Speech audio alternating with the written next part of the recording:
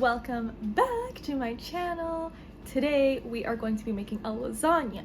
Now we're gonna be making it half meaty and half veggie lentil-y, okay? Never done it this way before, but I know it's gonna be good.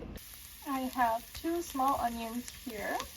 We're just gonna fry them up until they're browned a little bit, and then I'm going to add in some garlic. Our onions are looking a little bit browned now, so I'm going to add in my garlic. Garlic burns very easily, so you want to make sure you add it in near the end. And we're just going to cook it for probably like 1 to 2 minutes, maybe. While the onions are cooking, I've tossed my tofu into my food processor. So this tofu is extra firm, or firm, I think extra firm. And I froze it. I keep all my tofu in the freezer. I pull it out, defrost it, and then I just press it while I squeeze it. Squeeze it with my hands, get as much liquids out as I can, and then I just broke it into some chunks. So you can see actually the texture. See the texture, how spongy and like airy it is. So that's from freezing it. Really good texture if you want to make nuggets, which I'm definitely going to try one of these days. I have not done that. And yeah, we're gonna food process. So what I'm going to do is just process this a little bit now, so then I can fit the rest of the ingredients in. Okay, that is looking amazing. Let's add in our onions and garlic.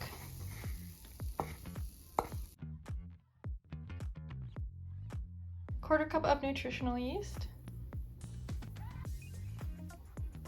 2 teaspoons of lemon juice. You can put up to a quarter cup. I just find I can taste the lemon a lot, and I hate that. Like, you're eating lasagna and it tastes like lemon. Disgusting. So 2 teaspoons of lemon juice. And instead of more lemon juice, I'm just going to put some milk. I've never done this before, but I think it will turn out good. So I just have soy milk. I'm gonna do 2 tablespoons. Half a teaspoon of salt. And half a teaspoon of black pepper. And last but not least, fresh basil. I don't have fresh basil, so I'm just gonna eyeball a tablespoon to 2 tablespoons maybe of dried basil. I feel like some ingredients are kind of like, add more of what you really prefer in your taste preference. So now we're going to put our lid on, and I'm gonna scrape down the sides. I want to make sure it's all blending in. Because it is still quite dry and crumbly and not like ricotta, I'm gonna add some more milk. I'll just do 1 tablespoon because I don't want it to become too wet. Alrighty, this is more of what we want. Nice, sticky. But what I'm thinking is this is actually kind of hard to spread. I think I might add a little bit more liquid, so milk, until we have a little bit more of a juicy texture. So let's do 1 more tablespoon. Let's look at this. Ooh, that's gonna be way easier to spread when we are making our lasagna. Oh, this looks so good, so creamy. So what I'm going to do is just put this into a Tupperware, and we're gonna put it in the fridge and let it chill and also marinate and get all those good flavors. I believe you should let it go at least 4 hours in the fridge to really marinate and soak in all the flavors. Because I froze the tofu and pressed it, probably actually that would be fine. It probably would take on a lot of the flavors and everything. What I've noticed previously though, without freezing and pressing the tofu, it needs a good overnight. So this is gonna go in the fridge, and then I'm going to finish making this tomorrow. But when you're watching this, I will be referring to this as yesterday. So let's pack this up into Tupperware and move on to the next step. first things first, we have our rinsed lentils, green or brown. We're just going to put them in here. We're going to cook our brown or green lentils here. We're going to boil them on low. Once it starts boiling for about 20 to 25 minutes, we want them to end up being not floating like this and soft, like you could squish one, but not too soft. While that's going, let's prep all of our vegetables. So first up we have onions, red pepper. You can use any kind of pepper you want. We're gonna dice it really small. It's been about 15 minutes, so I have preheated my pan with oil in it, and we're going to go ahead and put our onions in here. And mushrooms. Our timer is up, so let's check. And you see how they're kind of split open? There are definitely a lot of soft ones in there, so that's gonna be good enough for me. I don't want them too mushy since they're gonna be going into the oven. Now that our onions are nice and brown, we're going to add in the rest of our veg. I'm gonna add a little bit of salt to this and let them cook. While that's going, I'm just prepping up some garlic as well. So I'm just gonna make sure I peel off all of this stuff, and I'm going to pop them all in here and then mince them. We'll throw these in there minced once everything else is done cooking, because I don't want the garlic to burn. And our sauteed veg is looking very good. You could cook it longer. I probably normally would, but today I don't feel like it. It's already after 8 o'clock. So I'm just gonna throw in our meat. So we have our Beyond ground beef. I'm gonna toss that in here and keep cooking. Our meat is a little bit cooked now, so what I'm gonna do is add in our garlic. And I'm just gonna give it a little mix, make sure we get it cooking in there. Might as well mix it in with the rest of our meats. Now you could totally omit the mock meat if you're not down for mock meat. I would do a ton more veggies. I would stick with the lentils, but probably double the lentils and do a cup, like a cup dry. And add in, you know, other vegetables like carrots, zucchini, all sorts. You could put all sorts of things, spinach, or you could also use other mock meat if you wanted to do gardenias.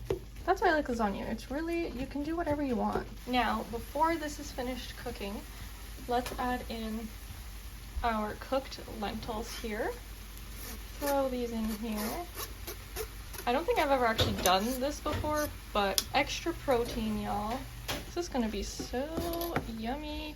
The Beyond's gonna give it that nice meaty texture in the meat sauce, and then the lentils are just going to add in extra protein and fiber. Now let's add in seasonings. Another thing that I like, you can just season as much or as little as you like. So we'll do some salt, black pepper. We like our pepper, but I have definitely put way too much before, and we paid for it, okay? Basil, oregano. We love the herbs because we're gonna be putting the sauce in here, so we want it nice and flavorful. I'm gonna throw in some chipotle, give it just a little heat. I have Italian here. More herbs, y'all. All the herbs. Onion powder, then garlic powder. This as well, you could just add in whatever seasonings you really like. More or less, up to your flavors. I mean, if you just like to put the pasta sauce in here and call it good, that's cool too. Okay, we're just gonna cook this until the meat is all cooked through. While we're waiting for that to finish cooking, let's make our bechamel. I'm going to double my recipe, so we're going to do 1 cup of milk, unsweetened milk. I'm using the Next milk. from Silk, 1 cup of vegetable broth, 1/4 cup of tahini, 1/4 cup of nutritional yeast, 4 teaspoons of cornstarch, and add 1 teaspoon of sea salt. We're gonna whisk this up. Perfect. Our meat is all cooked through and looking so good. So I turned the pan off and I turned the oven on to start preheating. I'm gonna add in our pasta sauce. So we have our Classico roasted garlic and onion. I'm gonna use a whole jar. Give it a little mix here. The one thing I will note with using something like Gardine's is that it is very absorbent and it will absorb so much sauce that there won't be much left for the noodles. Now, the noodles I'll be using today are new. They're actually made out of hearts of palm, and I'll show you guys in a sec. But what I find with the gluten-free noodles is all of them will cook down so perfectly, but we need a lot of liquid, which is why I do the bechamel. But the ones on the very top layer they're still kind of almost uncooked, and I don't love that. So I make sure that I really have a lot of sauce. And I was gonna add some water to this, but actually it's looking pretty decent. Maybe I'll add a little bit of vegetable broth so we have more sauce here. I don't feel like opening another can of tomato sauce. Okay. All right, so we'll just add a little bit of vegetable broth. I just want it to be a little bit more like saucy because I hate a dry lasagna. I've definitely made, accidentally of course, dry lasagna. The gluten-free noodles do often use up a lot more liquid, and I find myself being like, why is my lasagna so dry? So we'll just make sure that this meat sauce is nice and juicy. And you could also just add more sauce. I just don't feel like opening another jar to use a quarter out of it. Okay, that is looking beautiful. Now that everything is prepared, let's begin our assembly. So I have my large baking dish here because I want a big O lasagna. And here are our noodles that we're going to be using.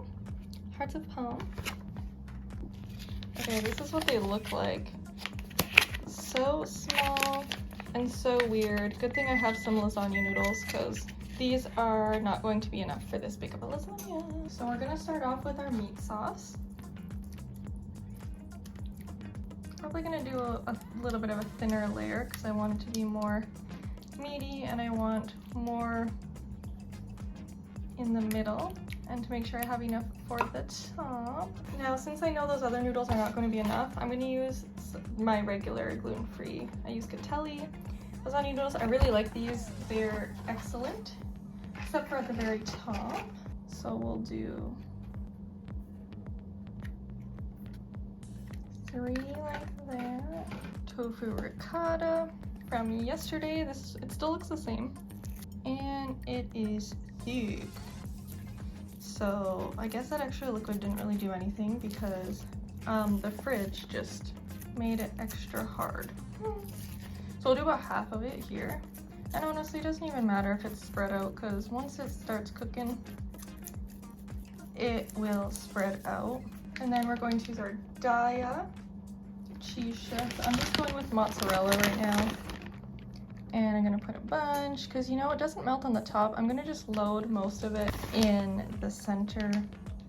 And now let's just repeat.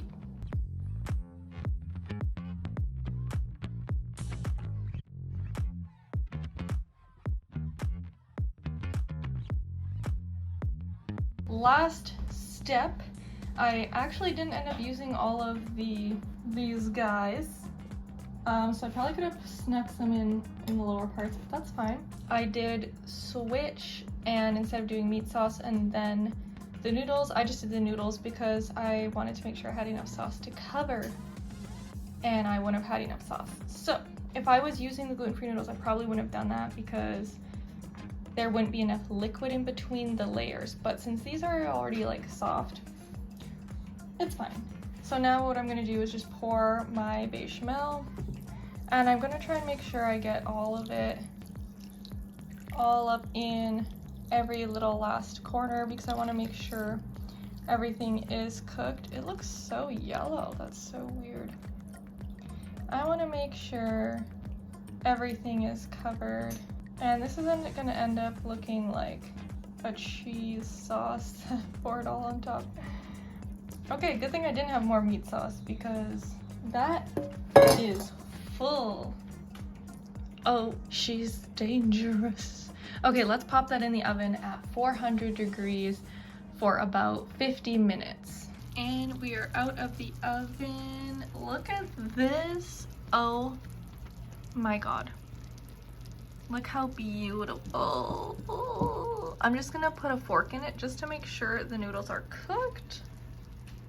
And then we're gonna let it cool here a little bit so that we can actually cut it and eat it.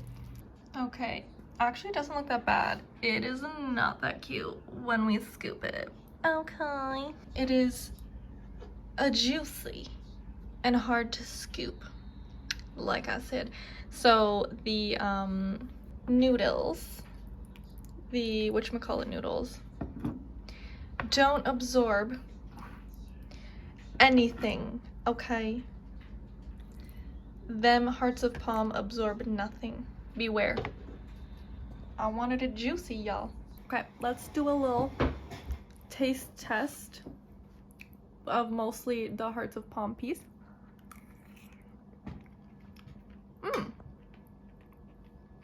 Okay.